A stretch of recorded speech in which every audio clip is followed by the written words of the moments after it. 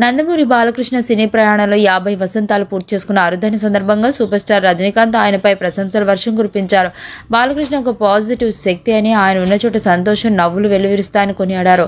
ఈ మేరకు తన శుభాకాంక్షలను ఒక ప్రత్యేక వీడియో సందేశం ద్వారా పంచుకున్నారు. ఈ వీడియోలో రజనీకాంత్ మాట్లాడుతూ, బాలయ్య అంటేనే పాజిటివ్, ఆయనలో కొంచెం కూడా నెగిటివ్ కనిపించదు. ఫ్లూట్ జింక ముందు ఊదు, సింహం ముందు కాదు, కత్తితో కాదురా కంటి చూపుతో చంపేస్తా వంటి పవర్ఫుల్ డైలాగులు కేవలం బాలకృష్ణ చెబితేనే అందంగా ఉంటాయని ప్రశంసించారు.